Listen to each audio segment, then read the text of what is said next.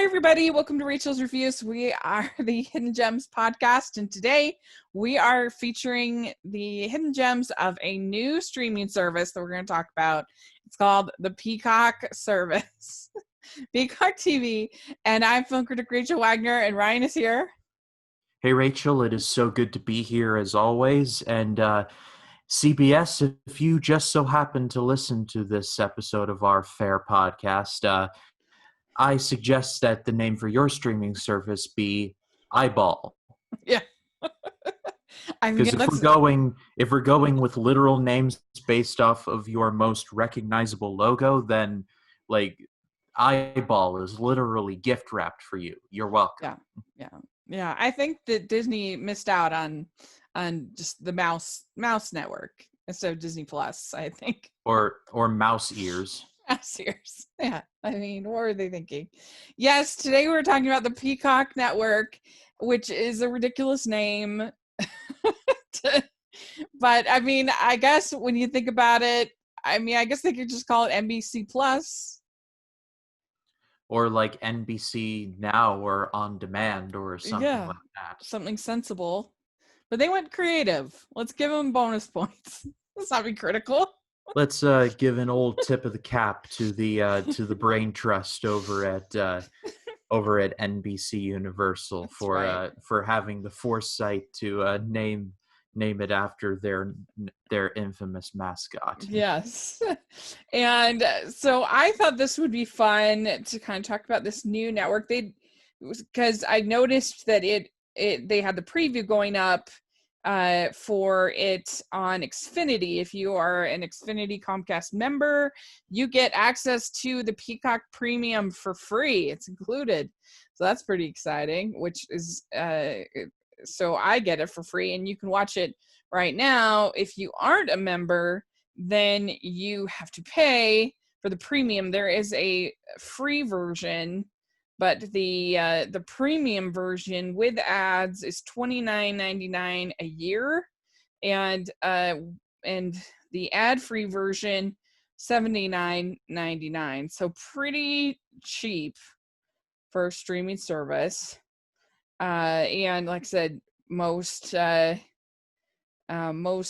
people that are a lot of people will be getting it free with their Xfinity Comcast service. And I feel kind of bad for them because they had this huge plan for the rollout that was all going to be connected with the Olympics.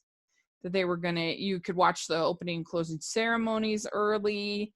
You could have all this enhanced access, and so their rollout was pretty was going to be, I think, more spectacular than it ended up being. So I just like everything in 2020, it's not as snazzy as they wanted it to be, I don't think. Yeah, I think the motto for this year would be hurry up and wait. Yeah, that's right.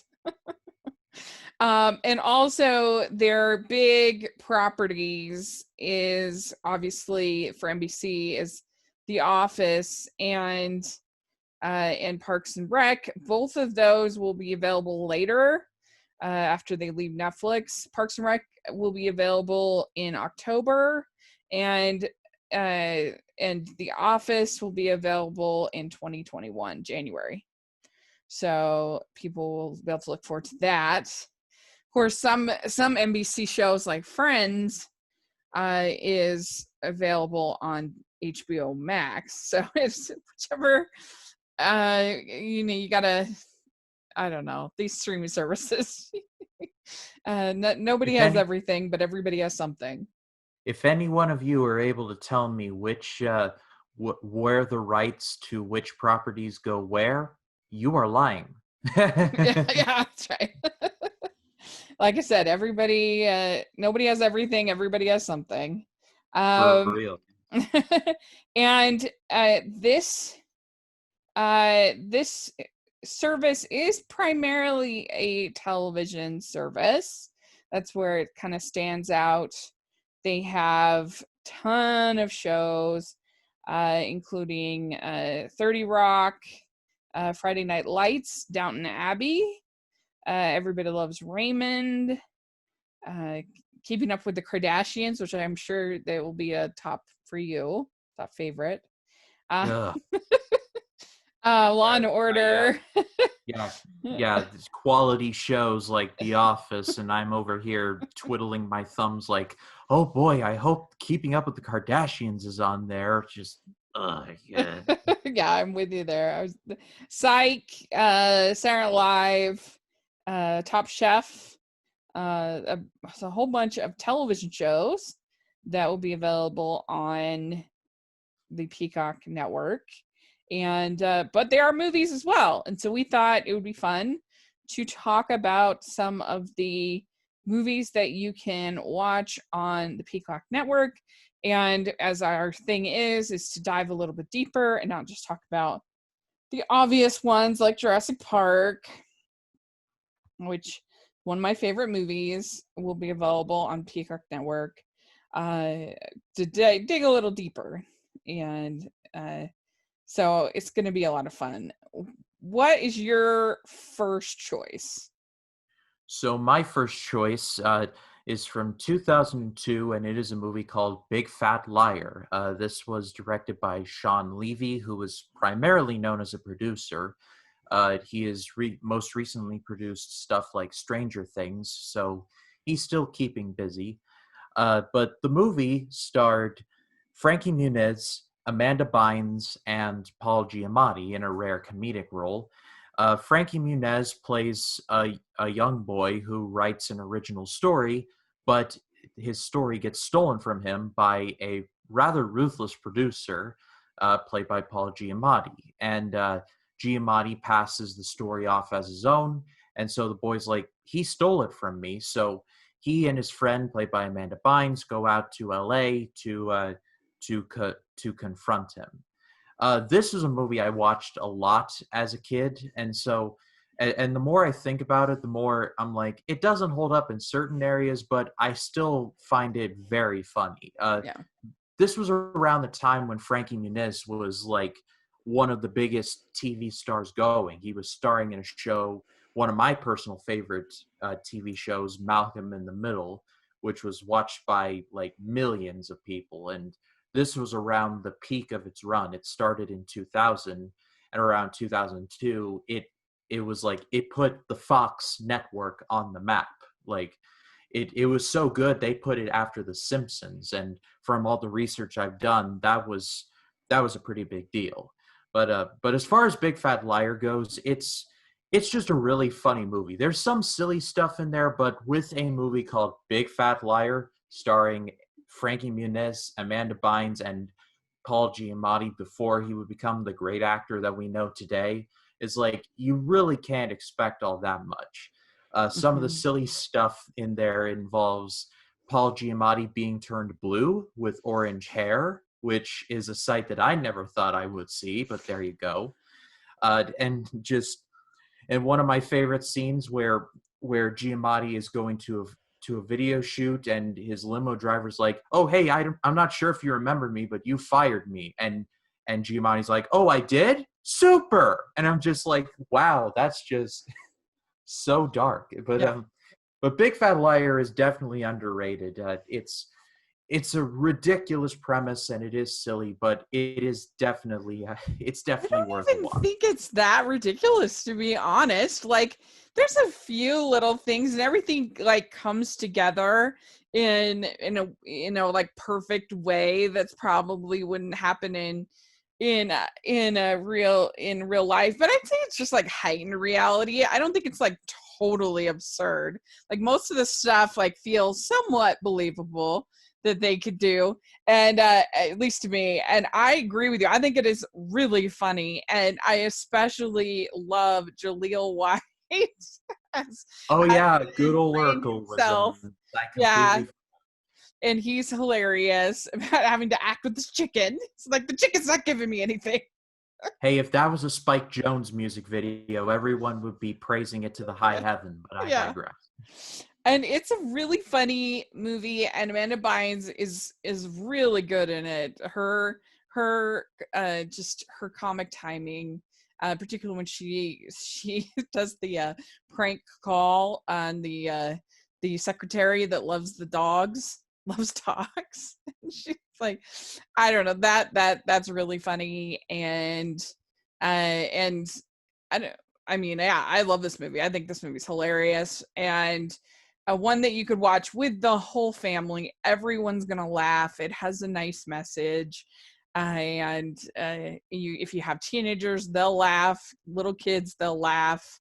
The whole family will laugh, and so yeah, it's really fun, and I mean, and also hilarious music cues. Yeah, I will. I will. Whenever I hear the song "Hungry Like the Wolf" by Yeah. Duran Duran, I will never Yeah. not think of Paul Giamatti about to dive into his blue swimming pool and Yeah. look like the fourth member of the Blue Man Group. Yeah. It is comedic gold. Hashtag comedic gold. And that blue song, that I'm blue. I'm blue. Da da da da da da. Hilarious. And so yeah, I mean, I think it's this generation's Home Alone. I really do. I mean, maybe not quite.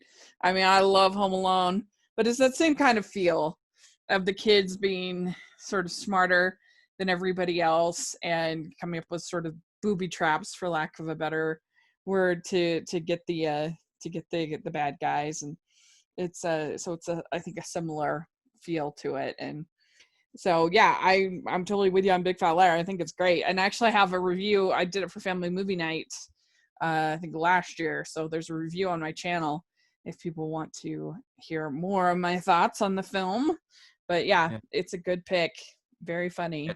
Quick side note, I actually was watching your review for The Way Back, which is just a fantastic movie. And so good. Yeah, subscribe to this woman. She needs her numbers up. Come on.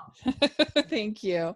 Yeah, that was really fun one. That's to rewatch again last week, because it's a really good movie. It's very underrated, I think. So I appreciate that. All right. Well, my first choice, they have a whole Alfred Hitchcock section, which is really awesome. And I like this service already. Yeah. And one, if we're talking hidden gems, because obviously you've got your big names of Hitchcock, your Psychos and your Vertigos and your things like that. But for me, a hidden gem of Hitchcock is the movie Shadow of a Doubt. And this movie doesn't get talked about much, I feel like, as far as his classics. But this is from 1943, and it is really chilling.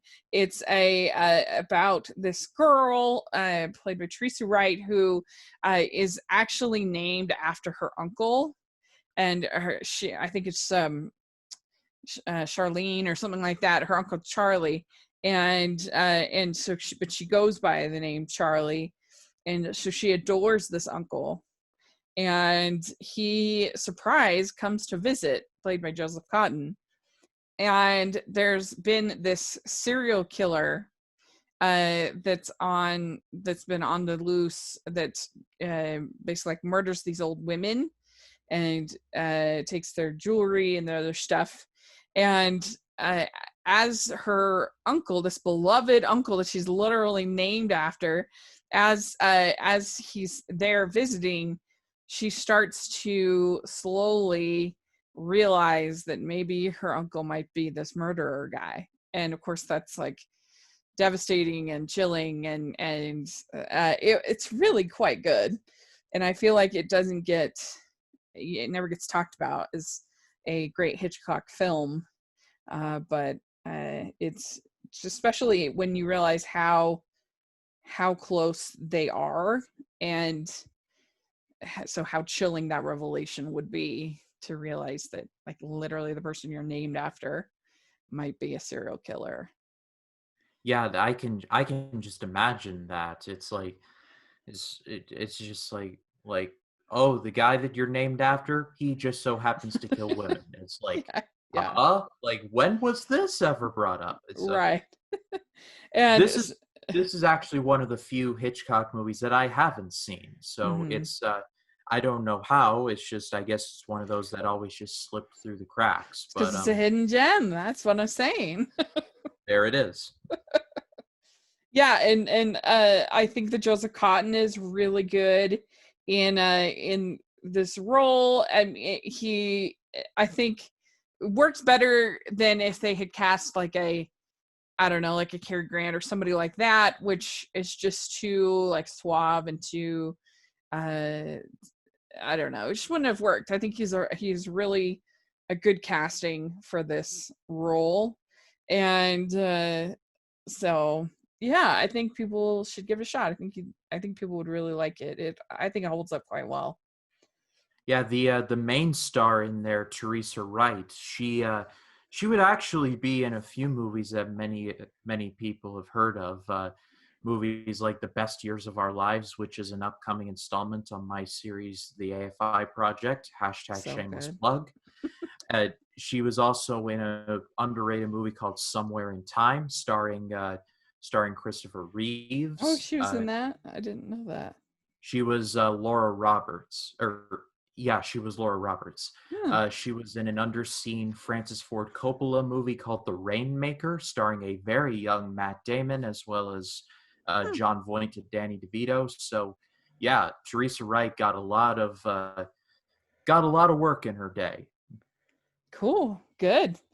Yeah, she's good in this. I mean, she's really young in this, and so but she's good, and the whole cast is good, and it's shot in beautiful black and white, and I think people would like it. Kind of reminds me, I would put this with Strangers on a Train as far as Hitchcock, like the more sort of quiet, subtle, but very scary thrillers that he did.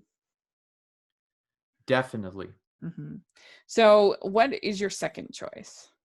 So my second choice is from the beautiful people at Aardman Studios, and it is called Chicken Run. This is one of my favorite animated movies. I saw it like when I was super young. I've seen it 100 times since then, and it's one of those movies that doesn't get old to me. Yeah. It's about some chickens who realize that they're probably going to be turned into chicken pot pies if they don't escape. So they, along with the help of a seemingly chicken capable of flight named Rocky, voiced by Mel Gibson, they build basically an airplane to get themselves out. And Aardman is just a studio that no one talks about, and I think everybody should. Or it's kind of like Leica, like a certain group of people know about them, but no matter what they put out, there's like a ceiling on them, which is very, Yeah. very sad. But Chicken Run may be one of their best movies, at least of their non-Wallace and Gromit work, which they're probably they're most known for. Like I said, Mel Gibson is really funny in this movie as well. He makes a joke about his tail, which I won't ruin. You'll just have to watch the movie and check it out because it's really, really funny.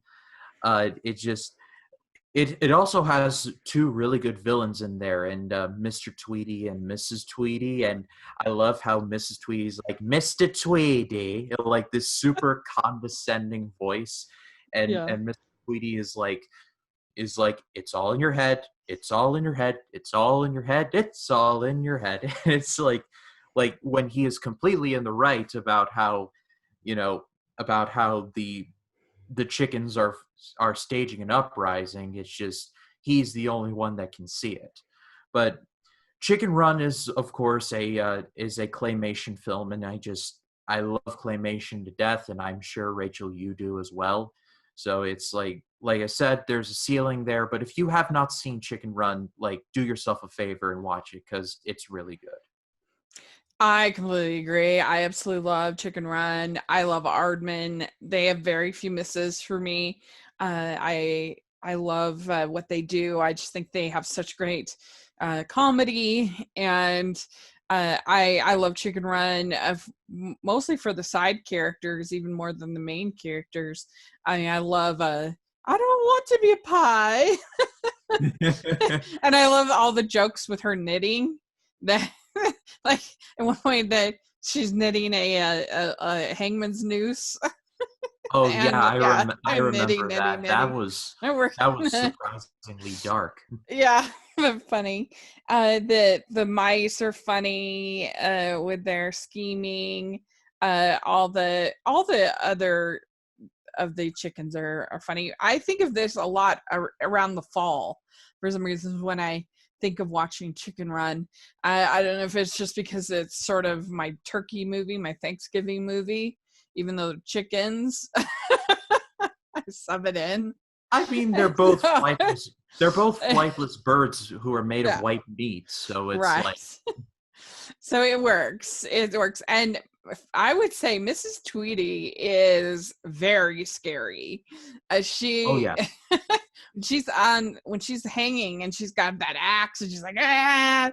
I think she's pretty scary, and I also really love the whole sequence when they're on the assembly line, and that it's just a really fun action sequence with them. And so yeah, I love Chicken Run, and I'm really excited for the sequel. I think it's gonna be fun. Yeah, one more note before we move on. Mrs. Tweedy may have like one of the more satisfying. I don't want to say villain deaths, but like villain defeats yeah. in a movie I've seen where she's swinging around the axe, and you think that she finally gets Ginger, but Ginger is like up, and there's a fake out, and there's like the line is cut, and she just falls to earth, and you're like, yes. Oh my God! It's like it's the most cathartic thing. Like when I was like 7 years old, my little heart was all aflutter. yeah. I agree. All right. Well, very good. My second choice is a documentary. It's called I Am Big Bird, and it is about Big Bird as a character, but also Carol Spinney, the man who was the puppeteer behind Big Bird for many years. He recently passed away, but this documentary was made in I think 2014, and about his life playing Big Bird. And he's not only just like seems like an awesome person, but it's fascinating to see the cultural evolution of Big Bird and his impact as a character, because really for many years, probably the first 20 or more years of Sesame Street, Big Bird was the iconic character of Sesame Street, and then Elmo kind of took over in the last probably 20 years. and so and we kind of forget how important Big Bird was, and it's really interesting to hear about how the puppet worked, and how he basically had to hold his hand up to operate the top part of the puppet the whole time. And if you think about how hard that would be to, like, if you hold your arm up over your head, like, it's maybe easy for the first minute, but then it starts to hurt pretty quickly and you want to put it down, and you think he's not only doing that but operating the puppet and thinking about his lines and thinking about it's pretty impressive what he was able to do. And I've always loved Big Bird, so I really love learning about him and his life, and he was married to his wife for a long time. They had a long, lovely marriage, and so yeah, it's a really cool documentary. It's kind of like this. I was in Latin club in high school, and we would play this, and we would have this Latin club meeting, and we would have games. And one of the games was called Survivor, where you were supposed to hold up a gallon water jug for as long as you can, just like with your arms straight out. Like when you were describing how Carol Spinney would hold up the puppet, with your right arm like in the air, like for a long period of time. I'm like, that's like Survivor, but horizontal instead of vertical. Right. But Yeah. I will admit I've like Sesame Street's kind of like on like the outer limits of my knowledge. I don't hate them. It's just I haven't seen too much of them, but you've won me. I love these like documentary kind of things, and I see here that Jim Henson has footage in here, and Frank Oz is in here too. I mean, not everybody grew up with Sesame Street, but most of us at least watched it some. And I really enjoy even the Big Bird movie, the Follow That Bird. It's pretty weird and funny, and and he also voiced Oscar the Grouch. So you get to and did the puppetry for Oscar, so you get to hear about that as well. Well, that's certainly a shift in tone. It's like, hi, I'm Big Bird. Who's calling me? What do you want? That's right. So yeah, if you have any just interest in pop culture, I think even if you're not super Sesame Street person, I think you'd be interested in it. So, all right. Well, what's your second choice? So we are running far away from Sesame Street because my next choice is Hellboy 2: The Golden Army. This was directed by Guillermo del Toro. We all know who he is. Recently won an Oscar for The Shape of Water. He's been doing a lot of good work recently. But I've been a Del Toro fan before being a Del Toro fan was cool. And one of the movies that won me over was Hellboy 2. It's the sequel to the original Hellboy, and I think Hellboy 2 is one of the rare sequels that actually is better than the first one. I like both, but I think Hellboy 2 does a lot better with expanding upon the mythos of the world and of Hellboy as a person or a demon, or maybe perhaps both. The movie features, of course, Hellboy and the fellow mutants of the BPRD, and they have to face a prince named Prince Nuada. I think I got that name right. Who looks upon the greed of man and is like, well, all right, I'm going to rise up my elf armies and we're going to take over. And like a lot of Del Toro movies, there's some dark stuff in there, like everything involving the troll market and a lot of great puppet work and practical effects. But there's also a lot of humor in there, with everything from Johann Strauss, a mechanical robot, who is just super funny. He's voiced by Seth MacFarlane. There's a lot of quiet moments involving Hellboy, who is of course played by Ron Perlman, and Liz Sherman, played by Selma Blair. Doug Jones is in here as Abe Sapien. His story gets expanded upon. This movie is it's so good, and we should have gotten a Hellboy 3 with this cast, but instead we got the Hellboy starring David Harbour, which is just horrible and no one should talk about it, but I digress. Hellboy 2, it's good. Check it out. Yeah, I actually haven't seen this. I've seen the first one, but I haven't seen the second one. I don't even know why. I just haven't seen it. So it sounds like a good movie. At first, it sounded like, I don't like anything with any kind of like exorcism or anything like involving demons, and so when I first heard about it, I was like, I don't know if that's for me. But then I watched the first one and I realized it's not like that. So I really should get around to seeing the second one.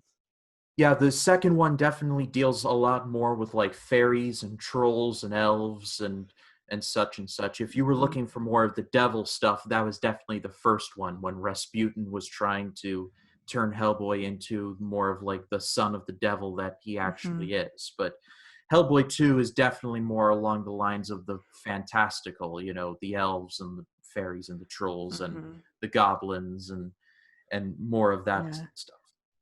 Yeah, it looks fun. It looks like something I enjoy. So I really need to catch up on it one of these days. So it's a good recommendation. It's always nice the superhero movies that people forget about. So, all right. Well, my third choice is a movie called Three Smart Girls. And this is a romantic comedy.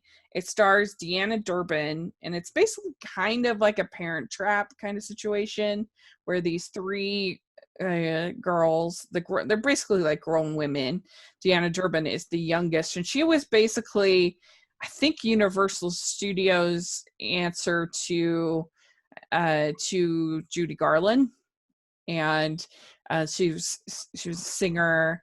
She had a beautiful voice. Her voice is more classical, more of an operatic kind of sound than Judy's voice, but she has a beautiful voice. She was around the same age as Judy. She was promoted alongside Judy, and it was her biggest competition. Obviously, we know who won in that war. Judy won, but nevertheless, this is basically these three girls. Their parents are divorced, and their father's about to marry this gold digger, and so they scheme that they're going to try to get their parents back together.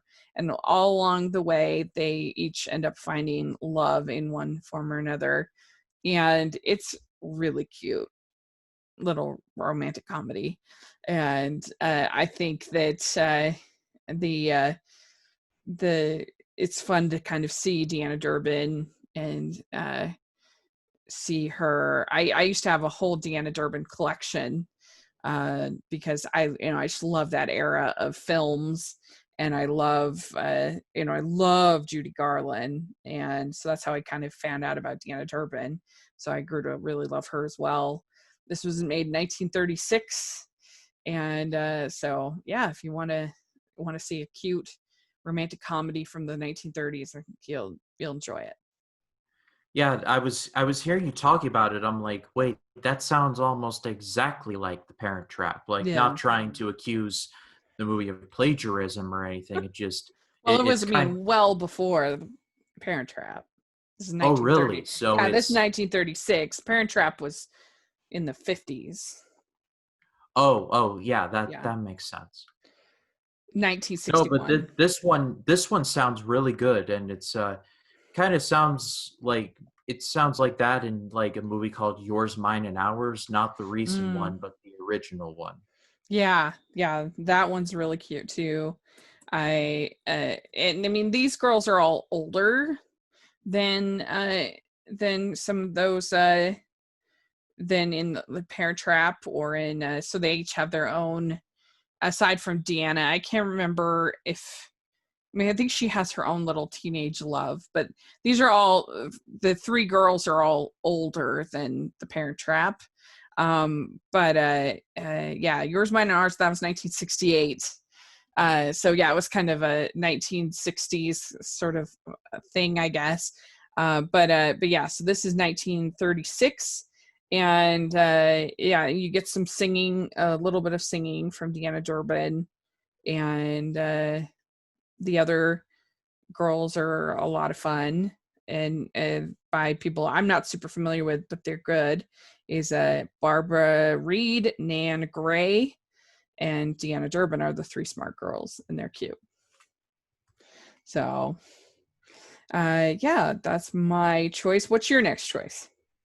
So my next one is from 1997, and it is called Liar Liar. This is another team up of Tom Shadyac and Jim Carrey. They both work together on Ace Ventura: Pet Detective, and I would say Liar Liar is just as funny as that movie was, and in some cases maybe even better. Jim Carrey in this movie plays a lawyer who cannot lie for 24 hours. The comedy writes itself. I know. It's basically an excuse for Jim Carrey to just become just his beautiful manic self for 90 minutes, and it's just it's kind of beautiful how he just completely he just cuts loose. There is an entire scene in this movie where he is in a bathroom and he beats himself up. I promise you, it's a lot funnier in the movie. Like just with the context of the story, it is hysterical. But it also has a surprising amount of heart to it because Jim Carrey's character is a compulsive liar. He frequently reneges on his son's and family's events, not because he wants to, but because he's kind of married to the job and he has to. But his son one night is like, on his birthday, is like, I wish my father could not lie for 24 hours. And then he starts not lying for 24 hours, and that's just when the laughs start. And it's such a funny movie, and it also moves. It like the movie starts and then the movie ends, and you're like, it's like just a breezy 90 minutes, and it's just wow, it's just quick and funny, and it does its business, and it gets out of there. So yeah, Liar Liar is really good stuff. And I just now noticed that I have a bit of a motif with Big Fat Liar and now Liar Liar. So Yeah, it was not fresh on the mind. I think that's funny. Yes, I like Liar Liar a lot as well. I actually much prefer it to Ace Ventura. Ace Ventura, really, that's interesting. yeah, Ace Ventura has too much gross out humor for my taste. I Yeah, don't that's like fair. all the That's animal, the animal humor and the poop jokes and stuff. It's not for me. And I mean, I haven't seen either of those movies in a long time, but I hated them in high school, so I don't remember. I don't have any. especially in the case of Ace Ventura: Pet Detective, I do understand why people wouldn't like it. I just watched it at the right time, and Yeah. it's a movie that always just brings a smile to my face, Yeah. mostly because of Jim Carrey, because both Ace Ventura and Liar Liar came out during a time when Jim Carrey was just the funniest man in America. Like, he just could do no wrong. Yeah. He went from In Living Color, which is just a massively underrated show, and then he went through the two Ace Ventura movies, Mask, Liar Liar, like all the way up through, you could argue, Eternal Sunshine of the Spotless Mind. It's just the late 90s up until the early 2000s was like peak Jim Carrey, and you could make the argument that, sorry about that he has never gotten back on that horse since. I think in 1993, The Mask, Dumb and Dumber were released in the same year, which is it's just crazy. Yeah, no, there's no doubt about that. All the way, I mean, the Truman Show, how great is that? That was 99, Oh I God, believe. Truman Show is it's really good. Like, Yeah. it also, in a way, it kind of predicted our love of reality television for a while. I know. And in that regard, it's why it holds up. Yeah, I agree. And yeah, I love Liar Liar. I think Liar Liar is so funny. I think the whole conceit of not being able to fudge things at all is really funny, and something that we all do from all the time. Like, we all are kind of either holding things back or just kind of not telling 100%. Like, I don't think any of us are like compulsive liars, but we all, there's just certain common decency, common expected expectation. Like, if somebody asks you, how are you doing, and you just say fine, and yet you're actually really not, like, that's just a common kind of courtesy. And but with him, like, he has to just, everything comes out, and so it's just funny. And especially him trying to like hold it all in, and is hilarious. And yeah, I agree. And also, I love the whole claw thing that he does. The claw. Because that is like the best thing with kids that age. They love it. And so I also love about the movie is that they make this guy out to be, he is a great father. He's just never there. Like, yeah. he gets in, he gets out, but when he's there, he's actually really good. And there's a moment in there when he's in the middle of his lying fit, and he's arguing with his ex-wife, and he's like, listen to me. I'm a bad father. And there's like this dramatic pause. And you're just like, did he just openly admit that he's a bad father? And you're like, yes, he did. And then the ex-wife is like, you're not a bad father. You're just not there. And I'm like, right. wow, this is really, really good stuff. Yeah, no, agreed. Good pick. All right, yeah, talk about going all over the place. And this thing, but my next pick is one more scene, because I know your next pick, and I won't spoil it. But one more funny thing before we transition over there. One of the subtly funniest scenes in Liar Liar is when Jim Carrey's character is in this elevator. The elevator dings, he walks out, and then he just turns around and says, "It was me!" It's because it's implying that he farted in the elevator. Yeah. and we don't hear a noise. It's the best kind of comedy, because in your head, you put 2 and 2 together, and you're like, oh, wow, he farted in the elevator. Anyway, I'm sorry to cut you off. No, you're fine. Now let's get depressed. Talk about a different movie, but we're talking about Children of Men. And and Children of Men is a dystopian film by Alfonso Cuaron, the great Alfonso Cuaron, that is about this world where all of the women have become infertile, and so everything has just gone to pot, and they find a woman who is pregnant, and so they have to transport her to a safe place where she can have the baby, because of course everybody wants her and everybody is after her. And it stars Julianne Moore and Clive Owen and Chiwetel Ejiofor. And the filmmaking by Emmanuel Lubezki is beautiful in this movie. He has a lot of tracking one shots and things like that are really beautiful, but it's also obviously very metaphorical. You think about sometimes it feels like we're living in a dystopian already, and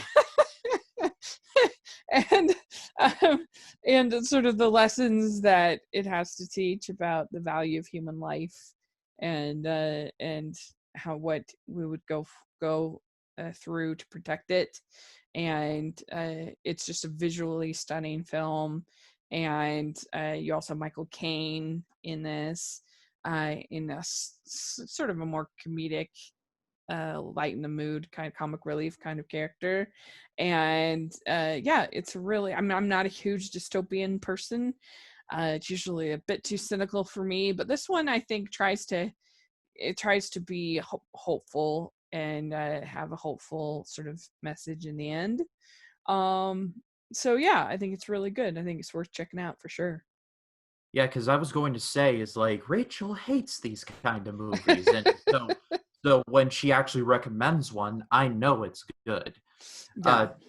The only real scene that I've ever seen, like, gone out of my way to see, is I want to say the opening, but it's a very long tracking shot where Clive Owen is like walking in the streets, and all of a sudden this bomb explodes and he has to get off the streets. And it's like, wow, this Alfonso Cuaron guy is really good. And of course he directed Harry Potter and the Prisoner of Azkaban before this, and would go on to direct Gravity, which is a movie that I personally enjoyed, but there's a lot of people who didn't like it.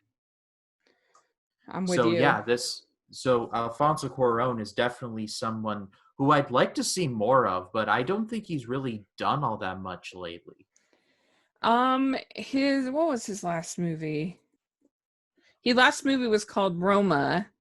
That was on Netflix. That was on Netflix, yes, yeah. And I loved that movie. So that was a brain fart on my end.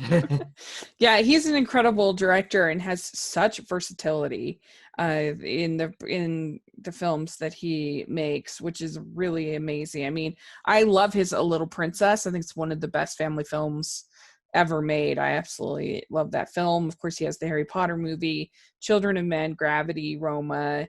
That he has a movie coming out next year called Everything or Nada. And he often works with Emmanuel Lubezki, who's an incredible cinematographer. He's the best. That one of the best we have working today, him and Roger Deakins. I think without much argument, people agree that Emmanuel Lubezki and Roger Deakins are the best working today. I would definitely agree to that. Yeah. And Emmanuel Lubezki, he's done incredible work for Alfonso Cuaron and obviously for Inarritu and for Terrence Malick.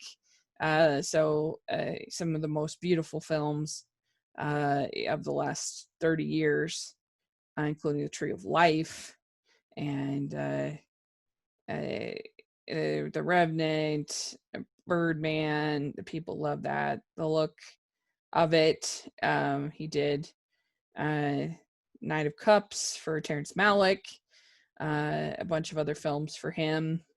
And I think he's just amazing.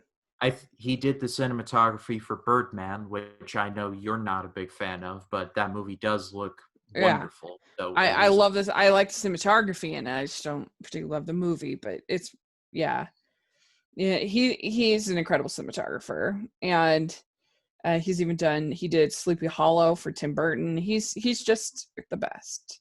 So oh wow, that was something that I didn't know. Yeah. So anyway, if you want to see a good dystopian that is well acted and has some hope to it, I think Children of Men is a good choice.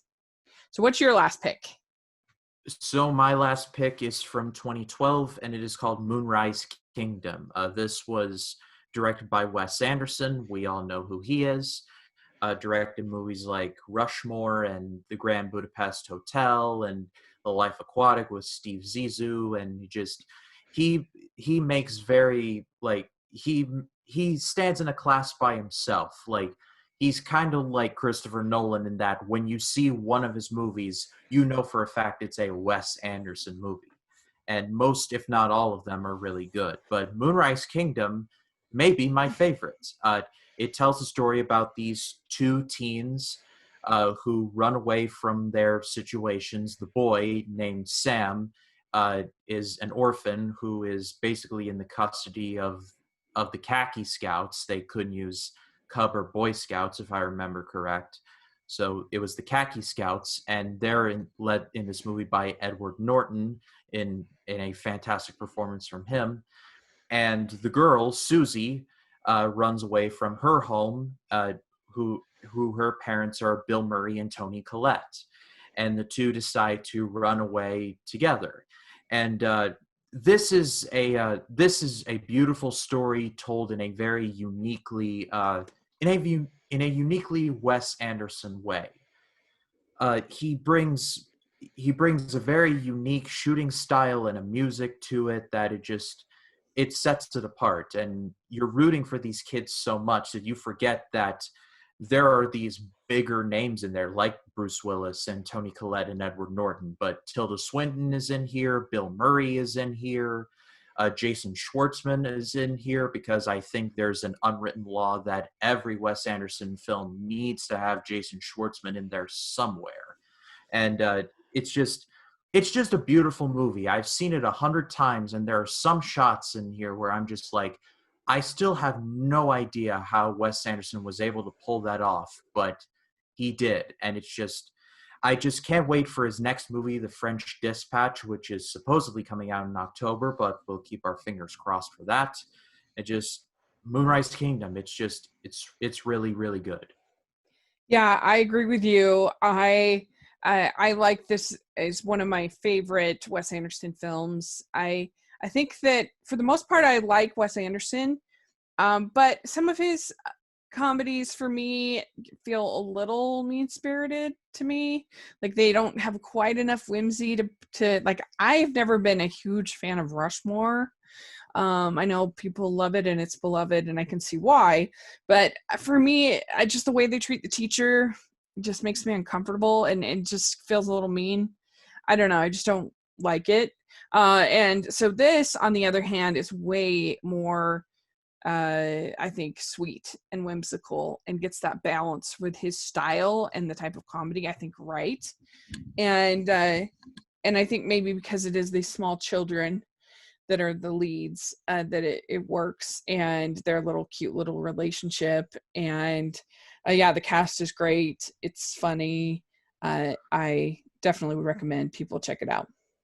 Yeah, and it's also really really funny too, because Hmm. there's a scene where one of the khaki scouts, something happens to him and they're trying to get him back to the mainland, and Bill Murray's like, wait a minute, we're not going anywhere because my daughter has been kidnapped by one of these Bayes lunatics. And Edward Norton is like, oh well, it's not all that bad. And Bill Murray's just like, why can't you control your scouts? And Ed Norton's like, uh I'm trying. And it's like, it's such a funny scene because Yeah. Bill Murray is known to be a pretty comedic actor, and Edward Norton is known to be a very serious actor, and now the roles are reversed.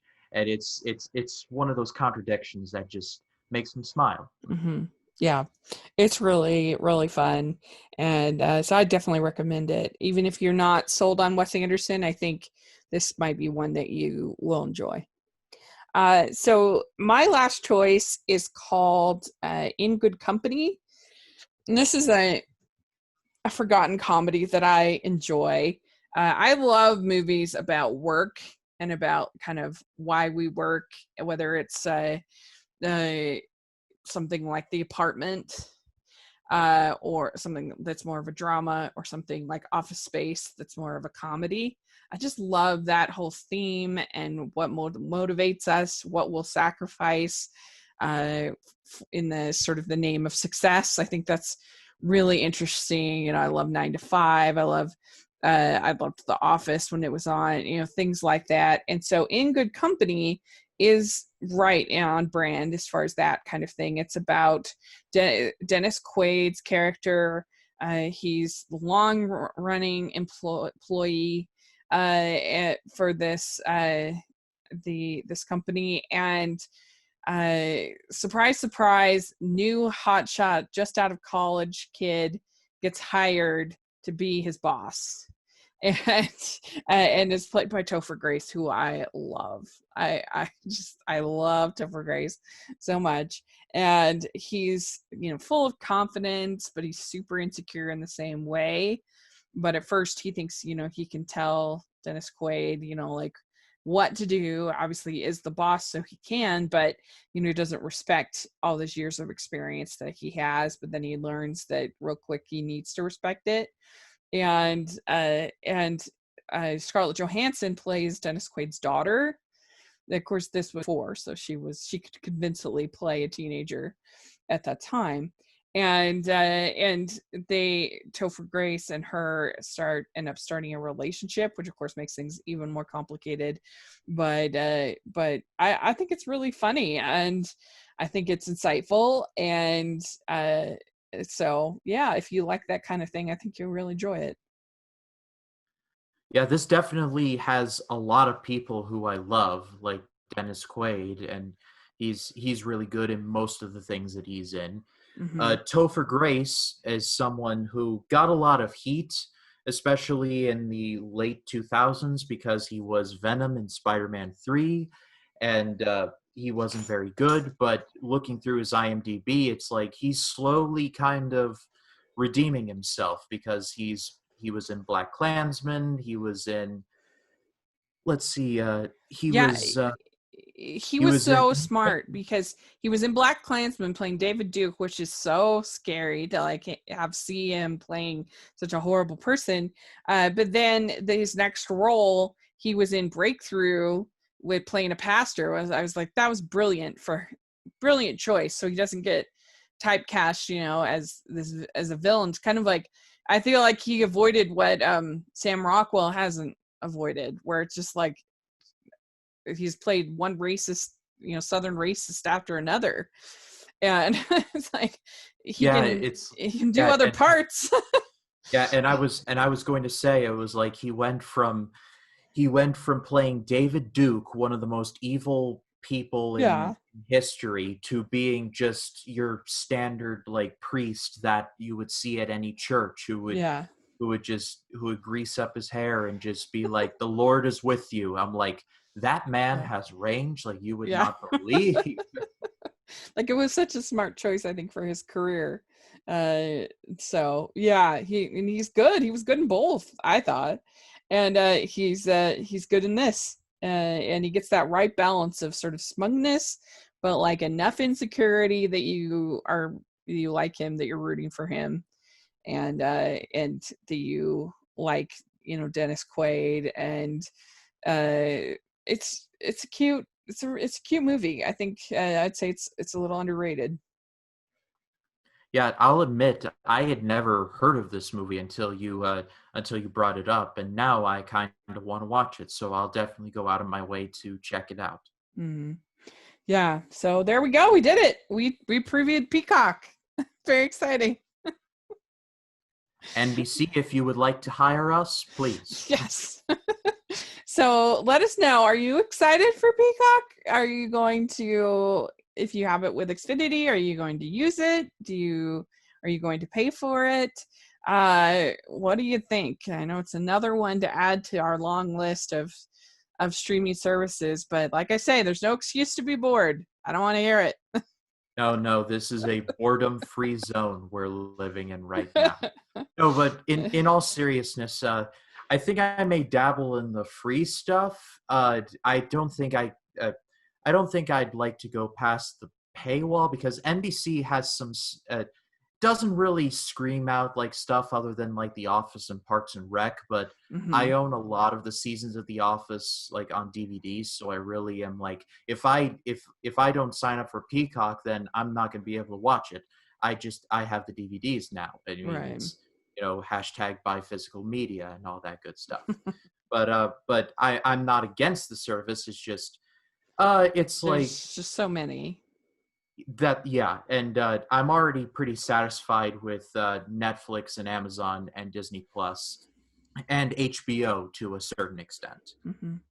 It'll be interesting to see how it does. It will be very interesting. So we'd love to hear your feedback. Put in the comment section or on Twitter. Let us know what you think. And Ryan, where can people find you? You can find me on Facebook, Twitter, Instagram, and Letterboxd at RyanCam20, and also on my YouTube channel, RyanCam Movie Reviews. The AFI project is continuing. Today is a Monday, which means tomorrow my episode on Some Like It Hot will be dropping. And that was a lot of fun to record. And I'll also be continuing Nolan Month, which today is Monday, which means my episode on Memento just dropped. And sometime also this week, I'll be dropping my video on Insomnia as well. So there's a lot of good stuff coming to the channel. It's a really good time to go over to the channel and hit subscribe because it's going to be a pretty bustling place. Yeah, you guys definitely do so. And you can follow me at Rachel's Reviews, all over social media, iTunes, YouTube, and on Rotten Tomatoes. So please check that out. I am continuing to post reviews, even in this pandemic. I just posted my review on my website of the new Steve Carell film, Irresistible. So if you're interested, check that out. And thanks so much, Ryan. This is always so much fun. And we will talk again next week. And if you have any suggestions for services that you want us to take a look at, or movies you want us to talk about, well, just let us know. We'd love to hear. So thanks so much. And we'll talk next week. Bye, everyone. Bye.